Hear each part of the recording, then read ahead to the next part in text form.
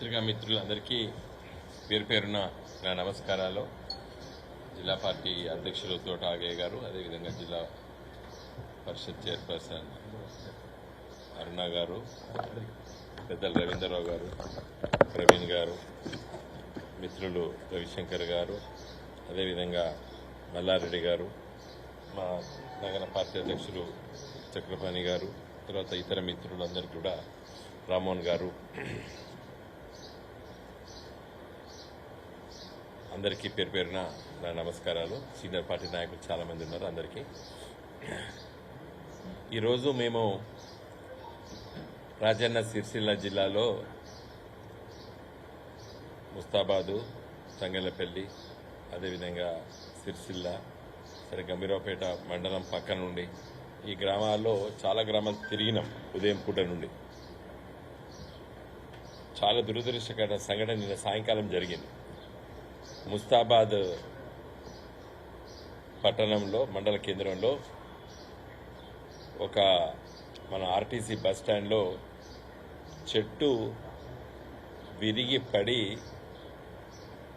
ఈ electricity lines మీద పడేసరికి ఎలక్ట్రిక్ పోల్ ఇరిగిపోయింది.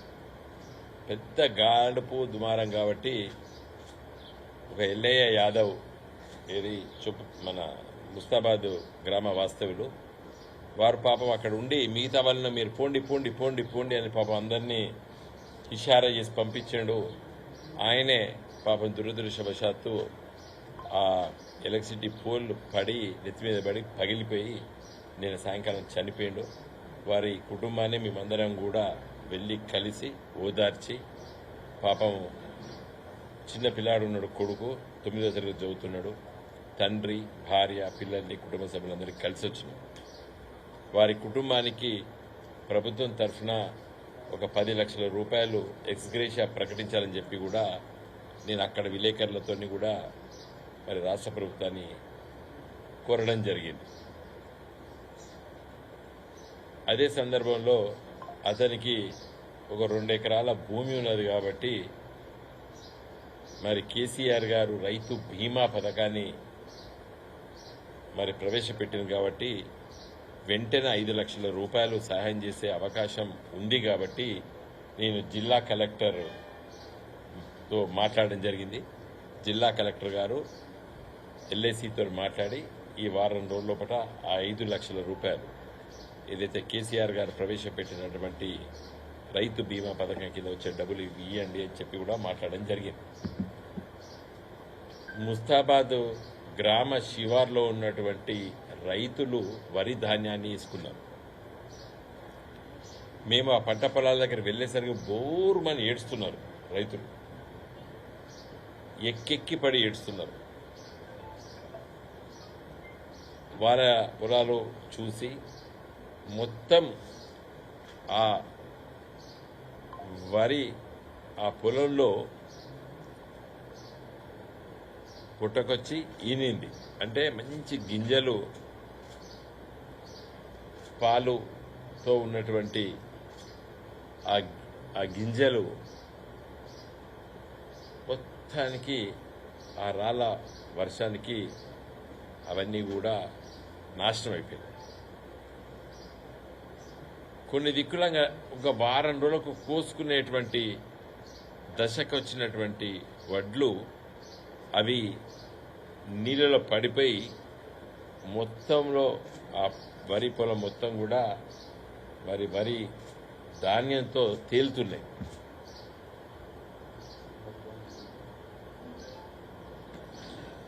తర్వాత పోతుగల్ గ్రామ శివార్లకు వెళ్ళాం.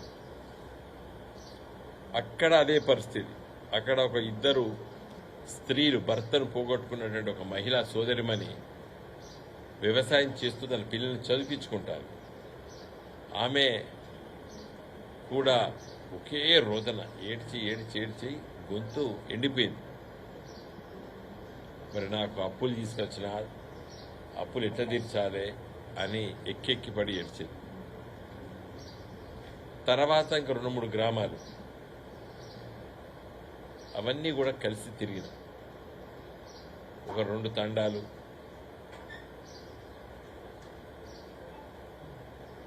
తర్వాత ఇంతకుముందే సాయంకాలము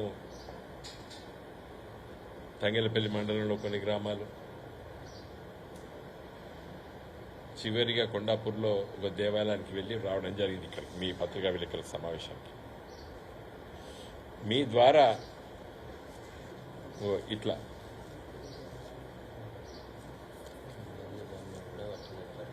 ఇదంతా ఉత్తది అన్నట్టు ఇవన్నీ వెళ్ళిపోయినాయి.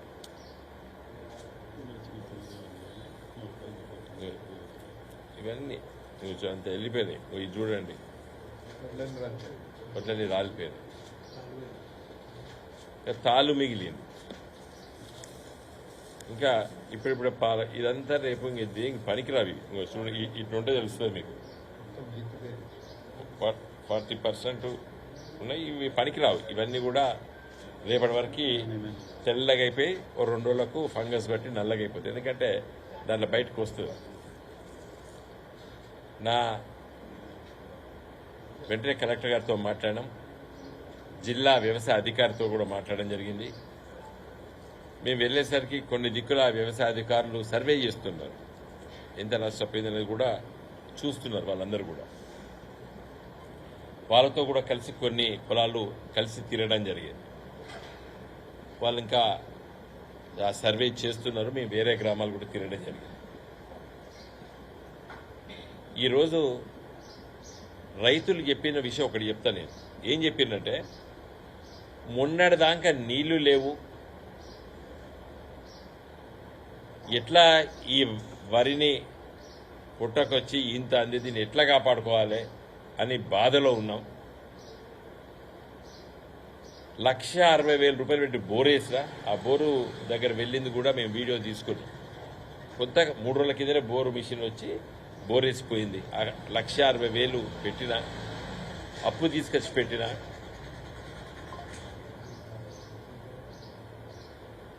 ఇంకొక రైతు చెప్పిండు, దాదాపు 600 ఫీట్లు లోపలికి పోయినా కూడా నీళ్లు పడలేదు. ఎందుకంటే అందరు బోర్లు వేసుకుంటున్నారు, అది డిప్లీట్ అయిపోయినా నీళ్లు కిందికి పోయినాయని చెప్తున్నారు. ఇంకా కొంతమంది బోర్లు వేసుకున్నారు, సక్సెస్ అయినాయి, వాళ్ళు కూడా కలిసారు. ఏదేమైనా ఇప్పుడు రైతు మన పెట్టుబడి పెట్టవలసి వస్తుంది బోర్ల కోసం.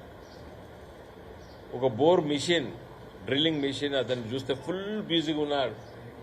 అంటే మళ్ళీ 15 ఏళ్ల కింద తెలంగాణ, 10 ఏళ్ల కింద తెలంగాణ మళ్ళీ గుర్తుకొస్తారు. గ్రామాల్లో కూడా మళ్ళీ బోర్లు తిరుగుతున్నాయి. సరే, కొంత వర్షాలు పడలేని మాట నిజమే, కానీ కాళేశ్వరం ప్రాజెక్టు మేడిగడ్డ దగ్గర 2 పిల్లలు కుంగినందుకు త్వరగతిగా వెంటనే ప్రభుత్వం వచ్చిన తర్వాత ఇవాళ 100 రోజులు అయిపోయినాయి. ఓ 2-3 రోజుల పట్ల ఇంటరిమ్ రిపోర్ట్ కేంద్ర ప్రభుత్వం తెప్పించుకొని ఏం బాగు చేయాలని చెప్పి ఆ మేడిగడ్డ దగ్గర కాఫర్ డ్యాము నిర్మాణం చేసి ఆ నీళ్లు ఎత్తిపోతి కాళేశ్వరం ప్రాజెక్టు వల్ల మిడ్ మానేర్కి, అప్పర్ మానేర్కి తీసుకొస్తే ఇలా ఈ చెరువులు కుంటలు నింపినట్టయితే ఈ బాధ ఉండకపో రైతులకి. సరే, ఏదేమైనప్పటికీ కూడా అట్లా బాధపడ్డాం, నీళ్లు లేక బాధపడ్డాం, బోర్లు వేసుకున్నాం, అప్పు చేసినాం. సరే, ఏదో ఒకటి మా కర్మ అని చెప్పుకొని మేము ఉంటూ పంట పండించుకోవాలంటే నిన్న ఈ అకాల వర్షం వచ్చి రాళ్ళ పడి ఈ విధంగా పంటలు మొత్తం కూడా విత్తనాలు డబ్బు పెట్టాం. 1,500 రూపాయలు విత్తనం పెట్టాం. రైతు బంధు రాలేదు. కొంతమందికి వచ్చింది, 3 ఎకరాల లోపల చిన్న రైతుల వాళ్ళకి వచ్చినాయని చెప్పిర్రు. కొంతమంది చెప్పిర్రు, కొంతమంది రాలేదని చెప్పిర్రు. సో అప్పు చేసి విత్తనాలు కొనుకొచ్చినాం, యూరియా బస్తా కొనుకొచ్చుకున్నాం, డిఏపి కొనుకొచ్చుకున్నాం, పంటలు వేసుకున్నాం, నీళ్లు లేవు, ఎండిపోయినాయి. పోనీ ఏదో ఉన్నకాడికి బోర్లు వేసుకొని కొంత సాగు చేసుకున్నాం. ఈ సాగు చేసుకున్నా కూడా ఈ అకాల వర్షాల వల్ల మొత్తం పోయింది అని చెప్పి ఎక్కెక్కి ఏడ్చారు ఇవాళ రైతు బాధతో. నా రిక్వెస్ట్ ఏంటంటే, నేను తుమ్మల నాగేశ్వరరావు గారికి ట్రై చేస్తాను ఫోను. వారు మీటింగ్లో ఉన్నారు, మాట్లాడిస్తామన్నారు. బహుశా వారు మాట్లాడతారు, నేను చెప్తాను వారికి కూడా ఈ వివరాలని చెప్తాను. నేనేమంటున్నానంటే, 1 ఎకరానికి అన్ని ఖర్చులు వంగా 15 నుండి 20 వేలు ఒక రైతుకు మిగులుతాయి. అంత ఇవ్వకున్నా ఒక 10,000 తక్షణమే ఎకరానికి తక్షణమే 10,000 రూపాయలు సాయం చేస్తే రైతుకు ఎంతో అంతో మరి మేలు చేసినట్టు, మేలుని అనను, కొంత ఉపశమనం కలుగుతుంది. ఎట్లా నష్టపోయింది రైతు చాలా. అయితే ఇది 1000 ఎకరాలు నష్టపోలేదు, అది కూడా చెప్తున్నాను నేను. అది ఒకటే లైన్లా ఈ రాళ్ల వర్షం పడ్డది. కాబట్టి ప్రభుత్వానికి పెద్ద భారమని అనుకోవడం లేదు. కాబట్టి వ్యవసాయ శాఖ మంత్రి తుమ్మల నాగేశ్వరరావు గారికి వెంటనే రిపోర్ట్ పంపని చెప్పి జిల్లా కలెక్టర్ గారిని కోరడం జరిగింది. మేమందరం, మా జిల్లా పరిషత్ చైర్మన్ గారు, మా టెస్కాబ్ చైర్మన్ గారు, ఎందుకంటే వాళ్ళు ప్రైమరీ అగ్రికల్చర్ కోఆపరేటివ్స్ అన్నిటికీ వారు రాష్ట్ర అధ్యక్షులు. మరి మేమందరం కూడా ఇలా కలెక్టర్ గారితో మాట్లాడినాం. వెంటనే రిపోర్టు 24 గంటల్లో బట్టే మీరు రిపోర్ట్ పంపించండి. వ్యవసాయ శాఖ మంత్రి ముఖ్యమంత్రి రేవంత్ రెడ్డి గారి దృష్టికి తీసుకొచ్చి ఈ తక్షణ సాయం చేయాలని చెప్పి నేను డిమాండ్ చేస్తున్నాను. గత ప్రభుత్వం మేము చేస్తాం, ఇలాంటి సంఘటనలు వచ్చినప్పుడు చేస్తాం, ఎంతో అంత ఆ ధైర్యాన్ని ఇచ్చినాం. ఈరోజు నీళ్లు రాకపోవడం గల కారణాలు, కరెంటు చక్కగా ఉండకపోవడం గల కారణాలంతా రాజకీయాలు. అవన్నీ అవి మాట్లాడదాం, తర్వాత మాట్లాడతాం. ఎందుకు నీళ్లు ఇవ్వలేకపోయారు? దాదాపు ప్రతిరోజు 5,000 క్యూసెక్కులు అంటే 2 రోజులకి 1 టీఎంసీ. ఈ 100 రోజుల లోపల ఒక 50 టీఎంసీల నీళ్లు సముద్ర పాలైనవి. అది వెంటనే ఒక 10-15 రోజుల లోపల ఒక కాఫర్ డ్యామ్ కట్టి ఆ నీళ్ళని కాపాడుకొని లిఫ్ట్ చేసి మిడ్మానేరు ఎల్ఎండి నింపితే ఇక్కడ ఉన్న చెరువులన్నీ అన్నపూర్ణ ప్రాజెక్ట్ అనుకోండి, మల్లన్న సాగర్లో కొంత, రంగనాయక సాగర్లో కొంత, తర్వాత మన అప్పర్ మానేరుకి కొంత, ఇవన్నీ చేస్తే అట్లీస్ట్ ఈ పూర్వపు కరీంనగర్ జిల్లా, వరంగల్ జిల్లాలో ఈ గోదావరి నది పరివాహ ప్రాంతాల్లో ఈ ఎస్ఆర్ఎస్పి ప్రాజెక్టు స్టెబిలైజేషన్ చేసినటువంటి ఈ పంట పొలాలన్నింటినీ కూడా కాపాడుకునేటువంటి అవకాశం ఉండే. దురదృష్టవశాత్తు కొత్త ప్రభుత్వం నిర్ణయాలు చేయడంలో కూడా తాత్సార్యపడ్డారు. ఏదో కేంద్ర ప్రభుత్వం ఏదో రిపోర్ట్ ఇస్తుందని చెప్పి ఇప్పటికి కూడా ఇంట్రీమ్ రిపోర్ట్ తెప్పించుకొని ఉండే, అది కూడా చేయలేదు. సరే, అదొక వేరే సబ్జెక్ట్. కానీ ఈరోజు ఈ వడగండ్ల వాన వల్ల, అకాల వర్షాల వల్ల నష్టపోయిన రైతులకి ఎకరానికి 10,000 రూపాయలు వెంటనే ఆర్థిక సాయం చేయాలని చెప్పి మేము డిమాండ్ చేస్తున్నాము. రైతులను కూడా కోరిన మీరు అధైర్యపడద్దు. ఎలాంటి విపత్కర పరిస్థితి వచ్చినా కూడా ధైర్యంగా మనం నిలబడాలి. మనం కష్టపడ్డం, తెలంగాణ తెచ్చుకున్నాం. తెలంగాణ రైతులు ఉన్నటువంటి ఇబ్బందులు, ఇలాంటి ఇబ్బందుల్ని ధైర్యంగా కొట్లాడేటువంటి పార్టీ గులాబీ జెండా మేమున్నాం, మీ ఎంబడి ఉన్నామేమో. కాబట్టి మీరు ఎలాంటి మరి కుటుంబాన్ని ఇబ్బంది పాలు చేసేటువంటి నిర్ణయాలు మీరు తీసుకోవద్దు అని చెప్పి కూడా నేను చాలా మంది రైతుల్ని దగ్గర తీసుకొని హద్దుకొని వాళ్ళకి ధైర్యం చెప్పిన మేమందరం కూడా. కాబట్టి ఈ పరిస్థితి లోపల ఈ విపత్కర పరిస్థితుల్ని ఎదుర్కోవాల్సిన అవసరం ఉన్నది. నేను మరొకసారి రాష్ట్ర ప్రభుత్వాన్ని, పత్రికా మిత్రుల ద్వారా డిమాండ్ చేస్తున్నాను. ఈ అకాల వర్షాలు, రాళ్లు పడ్డాయి, నష్టపోయిన రైతుల్ని కాపాడుకోవాల్సిన బాధ్యత మన పైన ఉన్నది. కాబట్టి ఆ ప్రయత్నం వెంటనే చేయాలని చెప్పి విజ్ఞప్తి చేస్తూ, ఇంకా పంటలు కొంత ఆలస్యంగా నాటేసిన వాళ్ళకి ఇబ్బందులు రాబోతున్నాయి. ఏప్రిల్ మాసంలో అవి ఇప్పుడిప్పుడే పుట్టబెట్టి ఇంకా బయటికి ఇతనాలు అంటే ఈయన లేదంటారు. ఏప్రిల్ చివరి వరకు కూడా కోతలకు వచ్చేటువంటి పొలాలు ఉన్నాయి. ఇప్పుడే వాళ్ళకి నీళ్లు రావాలి. కాబట్టి కరెంటు కోతలు ఉండదని చెప్పి కూడా నేను రాష్ట్ర ప్రభుత్వాన్ని కోరుతున్నాను. ఇంతో బోర్లలో, బావిలలో నీళ్లున్నాయి. ఆ నీళ్ళని తీసుకొని వాటిని కాపాడుకునేటువంటి ప్రయత్నం రైతులు చేస్తున్నట్టు. కాబట్టి మీరు కరెంటు కోతలు పెట్టకండి అని చెప్పి కూడా రాష్ట్ర ప్రభుత్వానికి నేను విజ్ఞప్తి చేస్తున్నాను. ఎందుకంటే ఏప్రిల్ మాసంలో కూడా చాలా పంటలు కోతలకు రాబోతున్నాయి. లాస్ట్ తడి అంటారు, ఆఖరి తడి అంటారు. కాబట్టి ఇవన్నీ కూడా ఇవ్వవలసిన అవసరం.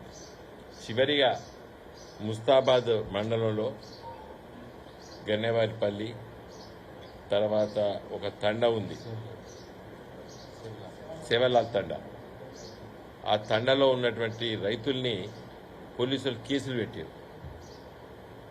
కాల్వల నుండి వాగులకు నీళ్లు వదిలిపెడితే మోటార్లు పెట్టుకుంటే కేసులు పెడుతున్నారు. మళ్ళా 10 ఏళ్ల కింద చరిత్ర మళ్ళా పడుతుంది. మళ్ళీ ఎవరో పడతారో రాజశేఖర రెడ్డి గారు, మాజీ ముఖ్యమంత్రి, కాంగ్రెస్ ముఖ్యమంత్రి రాజశేఖర రెడ్డి గారు, కిరణ్ కుమార్ రెడ్డి, చంద్రబాబు నాయుడు గుర్తుకొస్తాడు. మళ్ళీ ఊర్లలో రైతులకి రైతులపైన పోలీసులు కేసులు పెట్టుడైంది. 10 సంవత్సరాల కేసీఆర్ గారి పరిపాలన రైతులపై కేసులు పెట్టిండు కేసీఆర్. ఇలా మళ్ళా రైతులపైన కేసులు పెట్టిండు ముస్తాబాద్ పిఎస్లా. ఎట్లా మీరు మోటార్లు పెట్టుకుంటారు వాగులకు కాలువల మీద అంటే మళ్ళా సమైక్య ఆంధ్రప్రదేశ్ పాలన మళ్ళీ అవపడుతుంది తెలంగాణలో. వాళ్ళకి ఏంటంటే కాలువల ద్వారానే నీళ్ళు ఇవ్వాలి, ఇరిగేషన్ డ్రై క్రాప్స్ ఐడి క్రాప్స్కి నీళ్ళు ఇస్తాం కాలువల ద్వారా అనేటువంటి ఆనాటి సమైక్య ఆంధ్రప్రదేశ్ ఆలోచనల్ని మళ్ళీ కాంగ్రెస్ పార్టీ అమలు చేస్తారు. కేసీఆర్ ఏం చేసిండు? కరెంటు నీళ్లు ఇవి రెండు రైతుకి ఎందుకు కావాలి? పంటకు పండియడానికి కావాలి. ఇప్పుడు వాడు కాలువల మీద మోటార్లు పెడుతుంది, ఏది పెడుతుంది, ఎక్కడ తీసుకుపోతాడు నీళ్లు? పంట పొలాలకు తీసుకెళ్తాడు. వాళ్ళ సొంతంగా పైపులు ఇట్లా వేసుకొని ఈ వాగు కాడ ఇట్లా మోటార్ పెట్టి పైప్ వేసుకొని పంట పండిస్తాడు. ఇది ఇల్లీగల్ అని చెప్పి కేసులు పెడతారు. ముస్తాబాద్ పోలీస్ స్టేషన్ కేసులు పెట్టారు. నేను జిల్లా కలెక్టర్ని, జిల్లా ఎస్పీని చెప్తున్నా, వెంటనే దాన్ని విరమించుకోవాలి. కేసులు రైతులపై కేసులు చూసిరా తెలంగాణలో? మళ్ళీ రైతులపై కేసులు ఏంది? ఇదెక్కడ ఆలోచన? కాబట్టి నేను వ్యవసాయ శాఖ మంత్రి తుమ్మల నాగేశ్వరరావు గారిని, ఇరిగేషన్ శాఖ మంత్రి ఉత్తమ్ కుమార్ రెడ్డి గారిని, ముఖ్యమంత్రి రేవంత్ రెడ్డి గారిని నేను కోరుతున్నాను, వెంటనే రైతులపై పెట్టే కేసులు విరమించుకోండి. ముస్తాబాద్ పోలీస్ స్టేషన్లో పెట్టారు. మళ్ళొక్కసారి రైతులు ఏడుస్తున్నారు, అయ్యో రైతు రాజ్యం పోయింది, రైతు రాజ్యం పోయింది, రైతు రాజ్యం పోయింది అని బాధపడుతున్నారు. కాబట్టి మరి మీరు మొన్ననే అధికారంలోకి వచ్చారు. రేవంత్ రెడ్డి గారు నేను విజ్ఞప్తి చేస్తున్నా, రైతుల పట్ల వ్యతిరేకతను చూపించకండి. మీ అధికారులకు ఆదేశించండి. కరెంటు 24 గంటలు కరెంటు ఇచ్చేటట్టు చెప్పండి. రైతులపై కేసులు పెట్టద్దని పోలీసులకు చెప్పండి. జై తెలంగాణ. జై తెలంగాణ.